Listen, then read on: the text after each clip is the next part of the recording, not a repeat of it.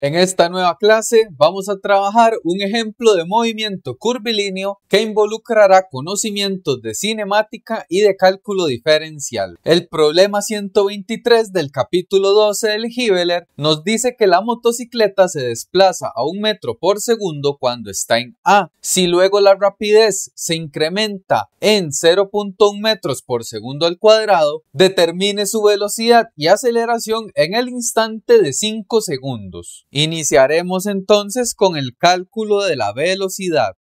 Podemos considerar la posición A como la posición inicial. De este modo, el desplazamiento curvo comenzó con una rapidez de 1 metro por segundo en A. Tenemos la tasa de cambio de la rapidez, V punto, que no es más ni menos que la aceleración tangencial de la partícula, lo cual es 0,1 metros por segundo al cuadrado. Tenemos un tiempo de 5 segundos y requerimos la magnitud de la velocidad. Como la tasa de cambio de la rapidez es constante, podemos utilizar las ecuaciones del movimiento rectilíneo uniforme, pero esta vez suscritas al movimiento curvilíneo uniformemente acelerado. De esta manera, la magnitud de la velocidad la podemos calcular con la velocidad final, es la velocidad inicial más la aceleración tangencial por el tiempo. La rapidez o la magnitud de la velocidad es de 1 más 0,1 por 5, lo que da como resultado una rapidez de 1,5 metros por segundo. Si ustedes revisan el solucionario pueden encontrar que únicamente colocan como respuesta la magnitud de la velocidad y no como tal el vector de velocidad. Por lo tanto, yo he decidido mostrarles cómo calcular la dirección de esa velocidad.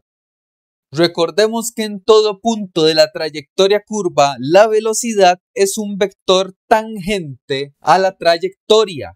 En este caso está con respecto a un ángulo θ de la horizontal y ese es el ángulo que determinaremos. Vean que si extraemos un triángulo que denote las componentes de la velocidad, la hipotenusa representa el vector de velocidad, el cual es la derivada de la posición instantánea con respecto al tiempo. Por lo tanto, el cateto X representa la razón de cambio de la coordenada horizontal con respecto al tiempo. Lo mismo la coordenada vertical es dy dt. Y este es el ángulo θ que necesitamos. Vean que con razones trigonométricas, el ángulo θ es la tangente a la -1 de la componente opuesta, es decir, dy dt, entre la componente adyacente, dx dt. Entonces podemos cancelar dt con dt y nos queda que el ángulo de inclinación es la tangente a la -1 de dy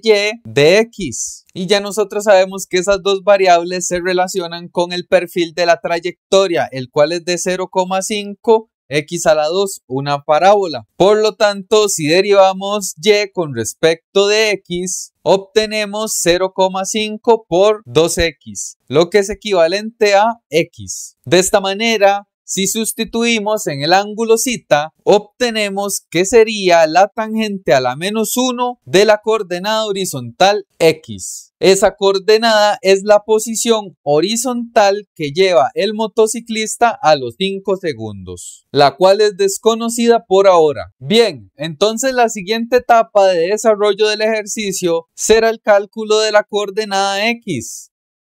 Es importante aclarar que para el cálculo de aceleración también necesitaremos ese valor de x. Entonces no es trabajo en vano esta parte. Presten atención, nos vamos a centrar primero en determinar el valor de la distancia s.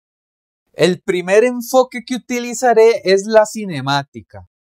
Ya sabemos que la partícula parte desde una posición inicial que es 0 acá en A y recorre una distancia s curvilínea indeterminada por ahora. La aceleración tangencial del movimiento es de 0,1 metros por segundo al cuadrado y la rapidez inicial es de 1 metro por segundo. El tiempo del movimiento es de 5 segundos. Entonces nosotros sabemos que el valor de esa distancia total es la posición inicial más velocidad inicial por el tiempo más 1/2 de la aceleración tangencial, tiempo al cuadrado. Hacemos 0, la posición inicial. La magnitud de S sería 1 metro por segundo por 5 más 1/2 por 0,1 por 5 a la 2. Eso nos da como resultado 6,25 metros. Ahora, esta será mi variable de acople para un sistema de ecuaciones en el que podremos despejar X. Para generar esa ecuación me valdré del cálculo diferencial integral.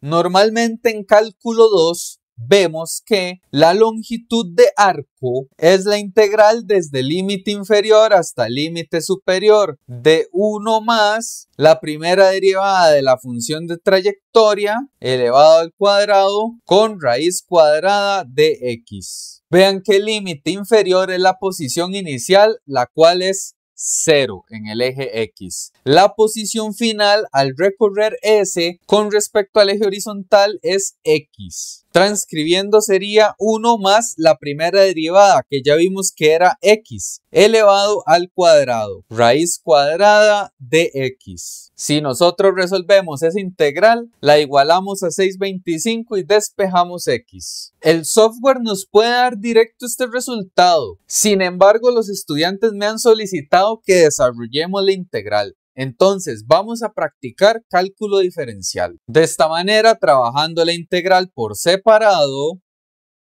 voy a considerarla primero sin los límites de integración. Vamos a decir que sea x la tangente de u. Entonces vean que si derivamos de ambos lados, obtendríamos secante cuadrada de u. Sustituyendo en la integral, obtendríamos 1 más la tangente cuadrada de u raíz cuadrada. Y vean que de x es todo secante de u cuadrado, du. Aquí me conviene emplear una identidad. Nosotros sabemos que 1 más la tangente cuadrada de un ángulo es equivalente a la secante cuadrada de ese ángulo. Por lo tanto, lo que está dentro de la raíz se nos transforma en secante cuadrada de u raíz cuadrada por secante cuadrada de u. Vean que acá el cuadrado se cancela con la raíz y me queda simplemente secante de u multiplicando de la secante cuadrada de u du. Esto se convierte entonces en la secante a la 3 de u, para que ustedes la anoten por ahí.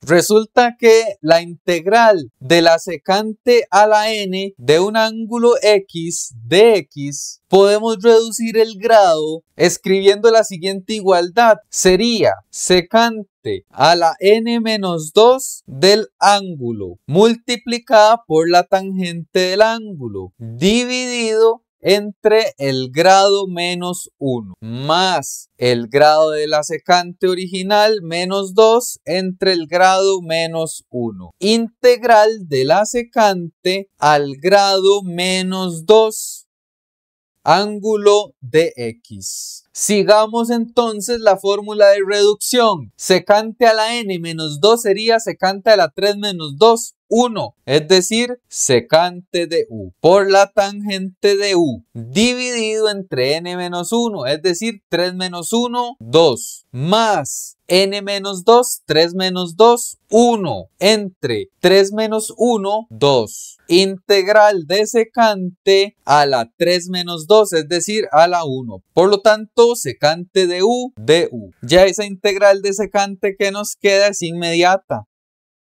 Sería el logaritmo del valor absoluto de la tangente del ángulo más la secante del ángulo. Y normalmente tendría que surgir una constante c, pero si recuerdan nuestra integral es definida, entonces no es necesaria. Vean que ya podemos regresar al cambio de variable. Nosotros habíamos dicho que x era igual a la tangente de u. Por lo tanto, u es equivalente al arco tangente de x. De este cambio de variable se genera un triángulo, el cual tiene un ángulo u y vean que la tangente de U es x dividido entre 1. Por lo tanto, la tangente es cateto opuesto entre cateto adyacente. De esta manera, la hipotenusa es 1 más x a la 2 raíz cuadrada. Entonces, por ejemplo, el coseno de U sería equivalente al cateto adyacente entre la hipotenusa,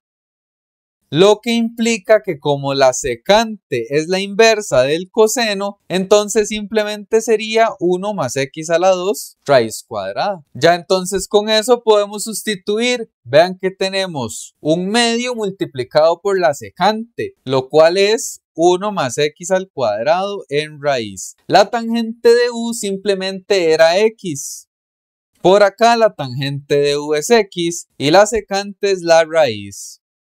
Lo siguiente es evaluar los límites, pero vean que son 0 y x. Entonces, observen. Cuando nosotros evaluamos el límite inferior, que es 0, acá en esta expresión sería 0. Y vean que del otro lado nos quedaría el logaritmo natural de 0 más 1. Entonces nos quedaría el logaritmo natural de 1 y el logaritmo natural de 1 vale 0. Por lo tanto, después de la evaluación les va a quedar exactamente el mismo resultado. Entonces, esa es la medida del valor S con cálculo diferencial.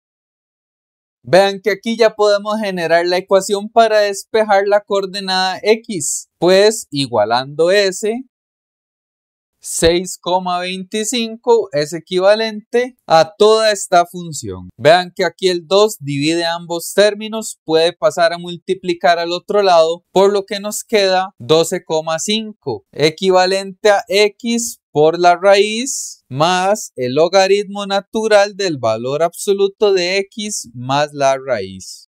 Vean que acá podemos hacer una simplificación más. Tenemos un valor absoluto, pero analicemos. X tiene que ser una coordenada que es positiva. Por lo tanto, el valor de la raíz también da positivo. Entonces, todo este término es mayor que 0, lo cual implica que se puede eliminar el valor absoluto. Ya desde la calculadora transcribimos la ecuación x multiplicado por 1 más x cuadrado más logaritmo natural de x más la raíz. Presionamos Shift Calc igual y obtenemos el resultado. La coordenada x es equivalente a 3,184 metros. Entonces ya podemos calcular la inclinación de la velocidad. Sería la tangente a la menos 1 de la coordenada x, lo que era tangente a la menos 1 de 3,184. El ángulo de inclinación nos da de 72,56 grados. Ya podemos escribir la velocidad como un vector. Es equivalente a 1,5 metros por segundo con una inclinación de 72,56 grados por encima de la horizontal. Finalizado la velocidad, vamos ahora con el análisis de la aceleración. Para este cálculo tendremos que considerar que la aceleración de este movimiento, una componente tangencial y una componente normal. La componente tangencial ya es dada y coincide exactamente con la dirección de la velocidad y de hecho representa la razón de cambio de la rapidez con el tiempo. Y como estamos en movimiento curvilíneo, tenemos la aceleración centrípeta, la cual es normal con respecto a la aceleración tangencial. De este modo, la magnitud de la aceleración total es equivalente a la componente tangencial al cuadrado más la componente normal al cuadrado. La tangencial ya la conocemos, tiene magnitud de 0,5 metros por segundo al cuadrado, mientras que la magnitud de la aceleración normal o aceleración centrípeta es equivalente a la rapidez instantánea de ese momento entre el radio de curvatura. La rapidez también la conocemos, es de 1,5 metros por segundo. Ahora nos toca calcular este radio de curvatura. La fórmula es 1 más la primera derivada de la trayectoria elevada al cuadrado. Todo esto elevado a la 3 medios y dividido entre el valor absoluto de la segunda derivada de la función de trayectoria. Ya la primera derivada la conocíamos, era simplemente x, valor que ya calculamos. Y vean que la segunda derivada entonces sería la derivada de x, la cual es simplemente 1. Entonces sustituimos en el radio de curvatura. Simplemente sería 1 más x al cuadrado elevado a la 3 medios dividido entre 1. Es decir, 1 más 3,184 elevado a la 2 a la 3 medios. Eso nos da como resultado 37,17 metros. Entonces ya podemos calcular la aceleración normal. Sería 1,5 elevado a la 2 entre 37,17 metros, lo cual da como resultado 0,0605 metros por segundo al cuadrado. La magnitud de la aceleración total sería la aceleración tangencial al cuadrado más la aceleración normal al cuadrado raíz cuadrada. Y eso nos da como resultado un valor de 0,117 metros por segundo al cuadrado. Expresado en componentes en términos de el vector normal y tangencial, simplemente sería 0,5 con una dirección tangencial a la curva más 0,0605 con una dirección normal a la curva, metros por segundo al cuadrado. Y con este desarrollo el ejercicio está finalizado. Es para mí un placer enseñarles dinámica de manera totalmente gratuita. No olviden suscribirse al canal y seguir la siguiente clase de movimiento curvilíneo de partículas. Gracias por su atención.